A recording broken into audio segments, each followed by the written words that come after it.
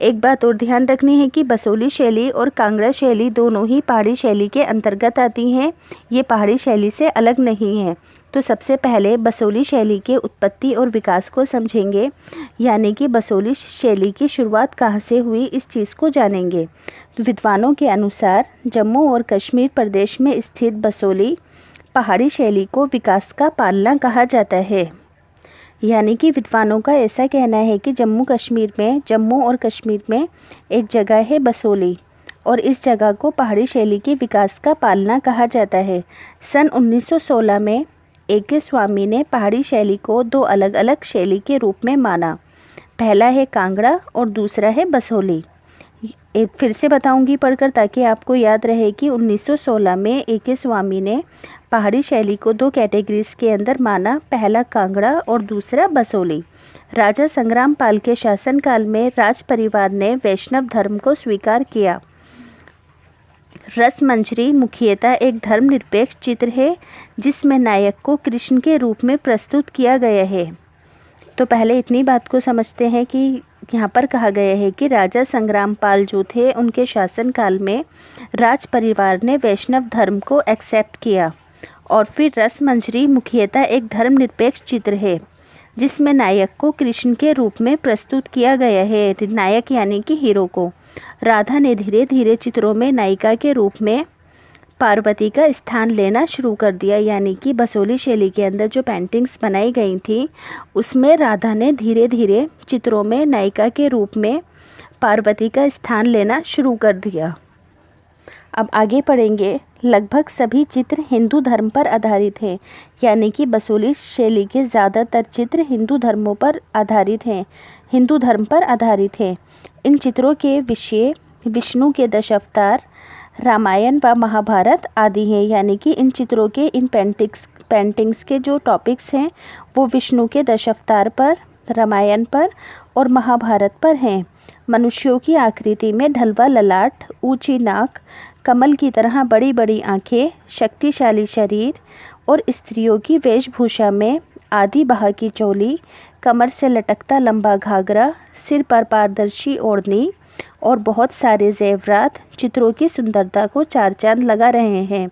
पुरुषों की वेशभूषा में चुस्त पजामा, कसीदा किया हुआ वस्त्र यानी कि कड़ा हुआ वस्त्र, विभिन्न प्रकार की पगड़ियाँ तथा हाथ पैर, कान और गले में आभूषण यानी कि जेवर इत्यादि प्रमुखता से प्रयोग में लाए गए हैं।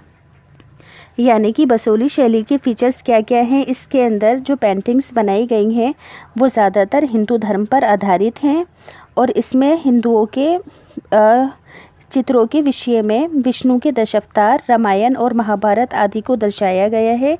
मनुष्यों की जो आकृतियाँ हैं उनमें ढलवा ललाट यानी कि माथा है, ऊंची नाक, कमल की तरह बड़ी बड़ी आँखें, शक्तिशाली बलवान शरीर। स्त्रियों की वेशभूषा में यानी कि स्त्रियों के कपड़े आधी बाह के होते थे, चोली पहनी होती थी, कमर से लटकता एक लंबा घाघरा होता था और सर पर पारदर्शी दुपट्टा ओढ़ा होता था और बहुत सारे जेवरात चित्रों की सुंदरता को चार चांद लगाते थे। अब इसी तरह पुरुषों की बात की जाए तो इनकी वेशभूषा चुस्त पजामा, कसीदा किया हुआ वस्त्र, विभिन्न प्रकार की पगड़ियाँ तथा हाथ पैर, कान और गले में आभूषण इत्यादि प्रमुखता से प्रयोग में लाए गए हैं। तो यहाँ से बसोली शैली का कंसेप्ट क्लियर हो गया है। अब बात करेंगे कांगड़ा शैली के उत्पत्ति और विकास की। ध्यान से सुनेंगे कि पहाड़ी राज्य गुलेर का करीबी संबंध मुगलों से था, यानी कि एक राज्य है जो कि पहाड़ी है और इसका संबंध मुगलों से था। मुगल साम्राज्य और गुलेर के पतन के बाद बहुत से कलाकार राजा संसार चंद की महानता और कला संरक्षण से प्रभावित होकर कांगड़ा चले गए। यानी कि यहाँ पर कहा गया है कि मुग़ल साम्राज्य का पतन होने के बाद, मुग़ल साम्राज्य ख़त्म होने के बाद बहुत सारे कलाकार राजा संसार चंद, नाम याद रखेंगे, राजा संसार चंद की महानता और कला संरक्षण से प्रभावित होकर कांगड़ा चले गए, जहाँ मुग़ल साम्राज्य के पतन के बाद मुग़ल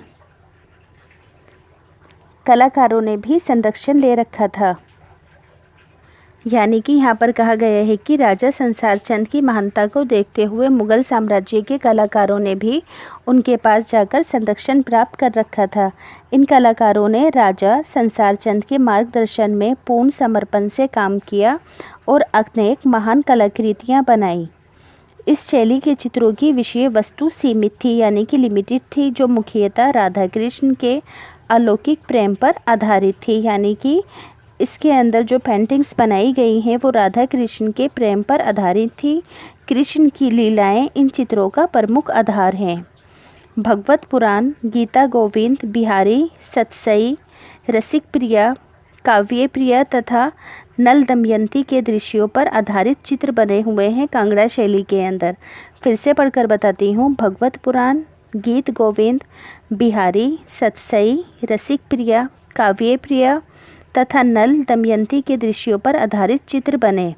राजपूत शैली चित्रों में कांगड़ा शैली के चित्रों का महत्वपूर्ण स्थान है, क्योंकि इस शैली में रेखाओं की सुंदरता, कलात्मक रंग संयोजन, मुलायम रंग, बहुरंगी प्रकृति तथा छोटे गोलाकार पर्वत शिखर जो हरे रंग के हैं कांगड़ा शैली की मुख्य विशेषता हैं। यानी कि यहाँ पर कहा गया है कि जो कि राजपूत शैली है उसके चित्रों में कांगड़ा शैली के चित्रों की एक महत्वपूर्ण भूमिका है, क्योंकि इस शैली में रेखाओं की सुंदरता को, कलात्मकता को, रंग और संयोजन को, मुलायम रंग, बहुरंगी प्रकृति तथा छोटे गोलाकार पर्वतीय शिखर जो हरे रंग के हैं कांगड़ा